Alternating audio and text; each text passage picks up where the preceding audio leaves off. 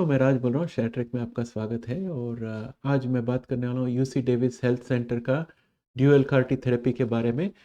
इसके बारे में पहले भी मैं एक वीडियो बना चुका हूँ, लेकिन मेरा आइडिया ये है कि हर 3 महीने हर एक हर एक मेडिसिन को जाकर दोबारा देखना चाहिए, ख़ास अगर वो क्लिनिकल ट्रायल पे हो तो, ताकि हमें पता चले उसमें कोई आगे बढ़ने की समाचार आई है कि कुछ व्यत्यय आ गया है जिसकी वजह से वो रुक गया है, क्योंकि क्लिनिकल ट्रायल्स में ऐसे भी होता है अक्सर।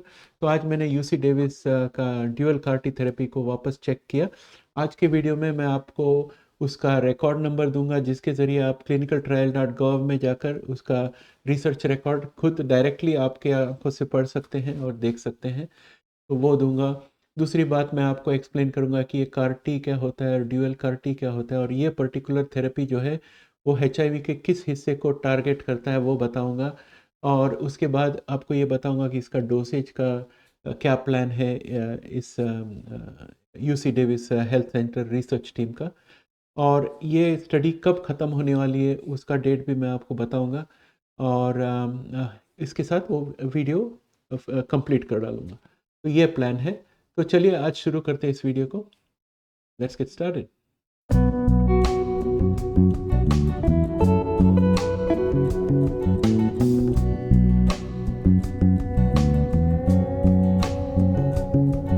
दोस्तों, यूसी डेविस हेल्थ रिसर्चर्स ने एक क्लिनिकल ट्रायल कंडक्ट कर रहे हैं कार टी सेल यूज़ करके एचआईवी को क्योर करने के लिए। और ये साधारण कार टी सेल नहीं है, इसमें ड्यूअल कार टी है। और आपको याद होगा इसी विषय में को मैंने पहले भी कवर कर चुका हूँ। लेकिन अभी दोबारा मैं इसलिए देखा इसको क्योंकि अगर उसका क्लिनिकल ट्रायल में कोई व्यत्यय आई हो तो पता चले, या कुछ अच्छा काम हुआ है, आगे बढ़ गया है तो उसके बारे में पता चले, अगर डेटा रिलीज़ हुआ हो तो अभी तक डेटा कुछ रिलीज़ नहीं हुआ है। 3-4 लोगों का डोसिंग हुआ है।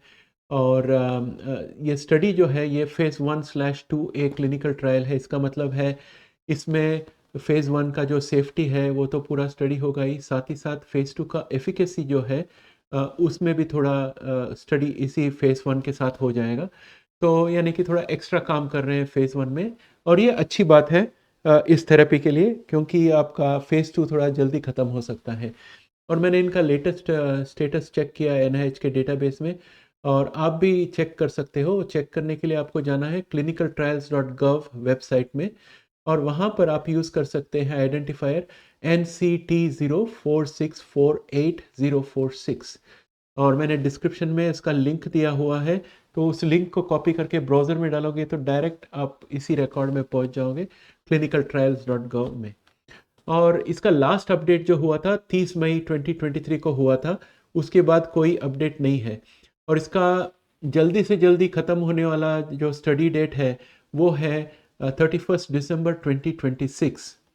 और ये अगर 31 दिसंबर 2026 को ख़त्म होता है तो हमने कहा था ना कि 2027 के आसपास मेरी उम्मीद है कि कम से कम एक थेरेपी आ जाएगी, क्योर आ जाएगी एचआईवी के लिए, फंक्शनल हो या स्टेरलाइजिंग हो, या तो ईबीटी 101 होगा या एजीटी 103-टी होगा, या दोनों भी हो सकते हैं। और उसके अलावा अभी मुझे लगता है कि ये भी अगर सक्सेस हुई तो ये भी आ सकती है, और इसके सक्सेस होने के चांसेस थोड़ा ज़्यादा है। मैं आपको आगे चलकर एक्सप्लेन करूँगा कि किस तरह से मुझे लगता है कि इसके सक्सेस के चांसेस ज़्यादा है।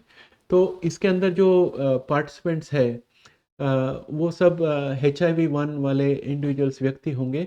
और इनके इनके शरीर में जो CD4 टी सेल है उसको निकाला जाएगा, और वो टी सेल को मॉडिफाई कर देंगे ताकि उसके अंदर काइमेरिक एंटीजन रिसेप्टर आ जाए।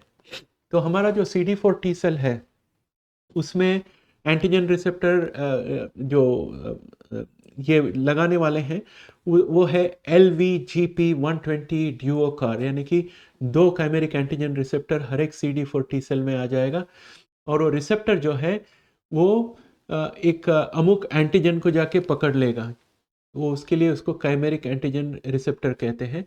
ये कृत्रिम है, यानी कि आर्टिफिशियल है, जो CD4 टी सेल के बाहर आएगा। ये 2 आएंगे।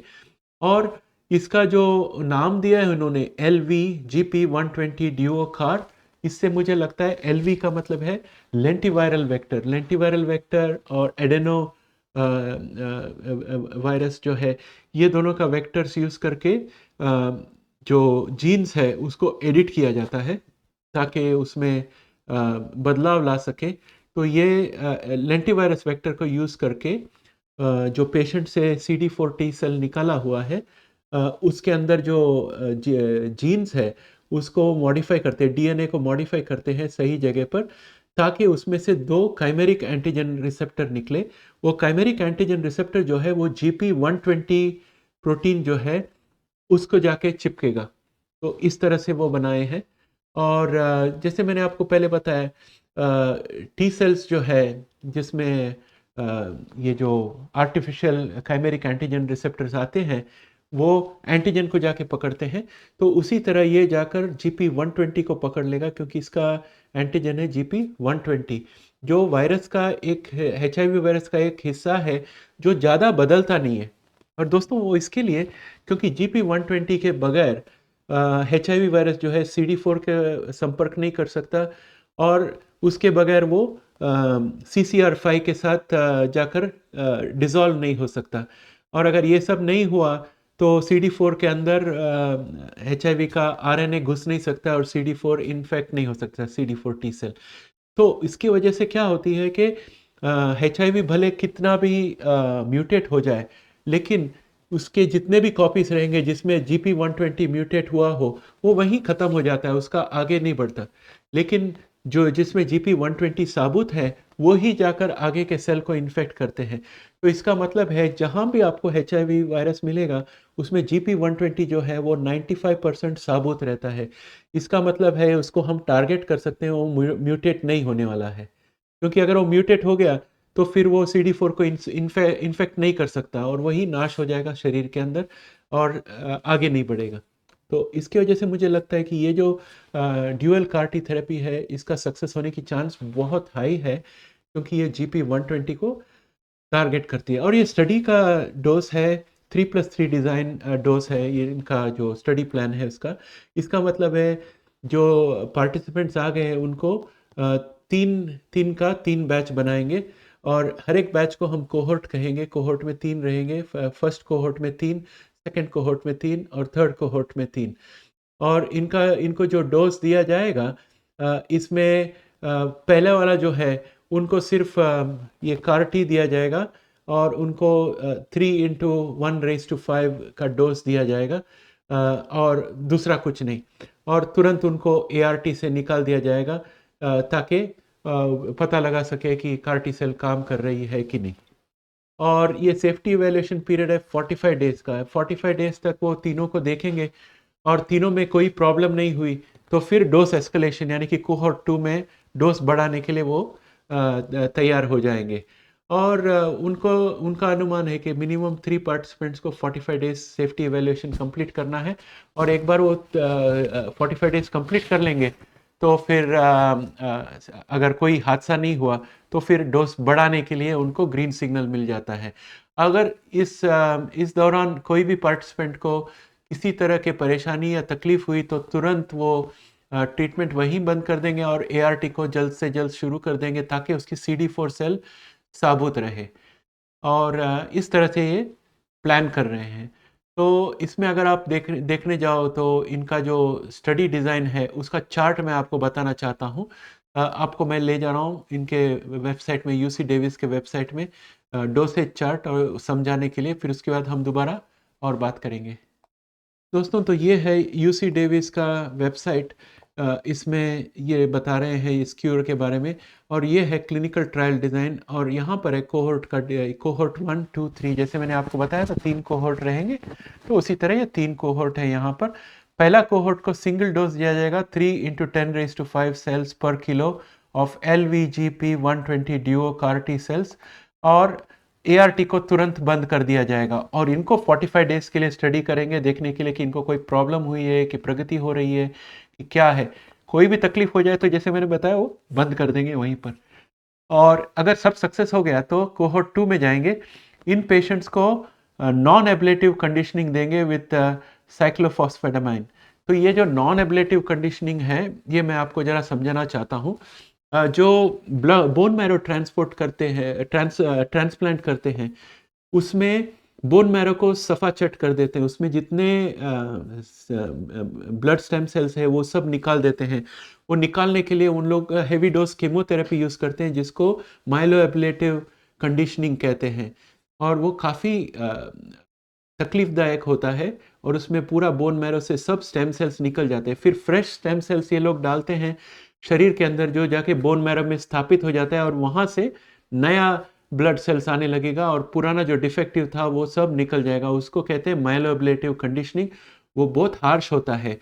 लेकिन नॉन एब्लेटिव कंडीशनिंग जो है, वो थोड़ा सॉफ्ट टाइप ऑफ कंडीशनिंग है। इसमें इन लोग इसमें इन लोग जो कंडीशनिंग करते हैं वो बहुत कम केमिकल्स यूज़ करते हैं, ताकि बोन मैरो में से सब स्टेम सेल्स निकल ना जाए, लेकिन जो नए स्टेम सेल्स आते हैं उनको स्थापित होने के लिए मौका मिले, और पुराने जो सेल्स है वो उनको रोक ना सके। इस तरह से वो लिमिटेड डोज देकर नए जो स्टेम सेल्स डाल रहे हैं उसे स्थापित होने के लिए मौका देना चाहते हैं। तो कुछ इस तरह से करने से उसे हम नॉन एब्लेटिव कंडीशनिंग कहते हैं। तो यहाँ पर कोहोर्ट 2 के लिए नॉन एब्लेटिव कंडीशनिंग करेंगे, और इनके अंदर 3 × 10⁵ जो फर्स्ट डोज दिया था वही टाइप का डोज देंगे, और ART तुरंत बंद कर देंगे, और इनको 45 डेज के लिए ऑब्जर्व करेंगे कि कैसे जाता है। फिर उसके बाद अगर वो सक्सेस हो गया तो फिर कोहोर्ट 3 में जाएंगे, जहां पर उनको नॉन एब्लेटिव कंडीशनिंग दिया जाएगा, और उसके बाद एक सिंगल डोज देंगे 1 × 10⁶ सेल्स पर kg of LVGP 120 duo CAR-T cells. और ये जो है अभी 10⁵ था, ये 10⁶ कर दिया है, तो बढ़ा दिया है।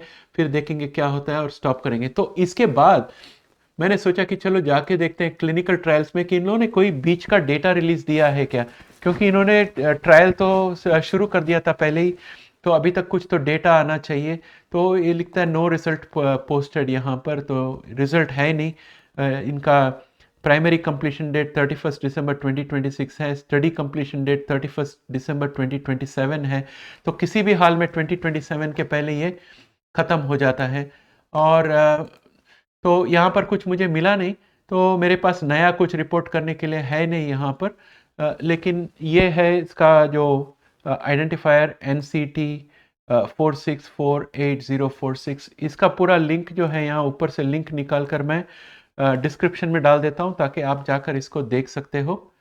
और दोस्तों, आप में से बहुत सारे लोग ऐसे हैं जो मुझे प्रोत्साहन देते ताकि मैं वीडियो बनाते रहूं, और मैं भी यही कहना चाहता हूं कि मैं डॉक्टर या साइंटिस्ट नहीं हूं, बस मैं वॉलंटियर के तौर पर आपके लिए ये इन्फॉर्मेशन लेके आता हूं। आप मुझसे सिर्फ इन्फॉर्मेशन पाने का उम्मीद कर सकते हैं जो ऑलरेडी पब्लिश्ड है। मेरे खुद से मैं आपको गारंटी नहीं दे सकता कि 2026 में क्योर आएगा। मेरे खुद से मैं आपको ये नहीं बता सकता कि स्टेरलाइजिंग क्योर होगा, कि फंक्शनल क्योर होगा।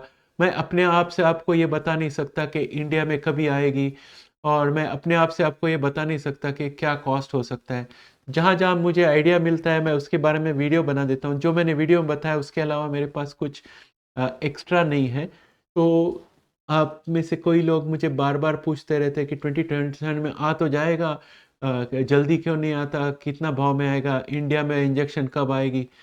ये सब चीज़ का मेरे पास आंसर नहीं है, और मैं हमेशा हमारे जो सब्सक्राइबर्स हैं और हमारे व्यूअर्स हैं उनका सम्मान रखता हूँ, इसलिए मैं सबको जवाब देने की कोशिश करता हूँ। लेकिन आजकल जो उटपटांग सवाल आते हैं, और कोई लोग तो थोड़ा अब्यूज़िव भी कमेंट डाल देते हैं, तो इसलिए मैंने अभी सोच लिया है कि आगे चलकर जो मतलब का सवाल होगा उसका मैं जवाब दूँगा, और कोई कुछ बकवास वगैरह लिखता है तो मैं उसको इग्नोर कर देने वाला हूँ। अगर आप कुछ ऐसा देखो तो आप चाहिए तो उनको जवाब दे सकते हो।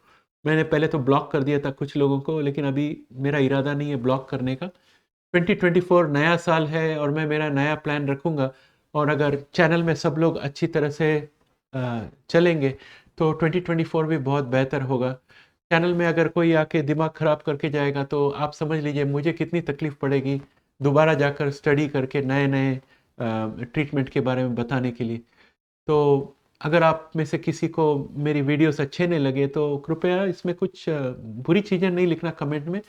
आप वीडियो मत देखना, आप अनसब्सक्राइब कर लेना और आप चले जाना, क्योंकि आप जैसे हर एक व्यक्ति के लिए यहाँ पर 10 व्यक्ति ऐसे हैं जो हमारे हर एक वीडियो देखना पसंद करते हैं। और आखिर हम भी इंसान हैं, तो आप अगर गलत लिखते हो वहाँ पर तो हमें भी अच्छा नहीं लगता और हमारा उत्साह जो है थोड़ा कम हो जाता। तो मैं आप लोग से यही आग्रह करूँगा कि आपको कोई वीडियो अच्छी नहीं लगे तो मत देखना, लेकिन प्रोत्साहन रखना और ये जो है इसे थोड़ा सकारात्मक रखना, इस चैनल को, कमेंट सेक्शन को भी सकारात्मक रखना, तो आपके लिए भी अच्छा है, मेरे लिए भी अच्छा है और हम इसी तरह अच्छा काम करते जा सकते हैं। तो इसके साथ मैं वीडियो यहीं समाप्त करता हूँ दोस्तों। जय हिंद।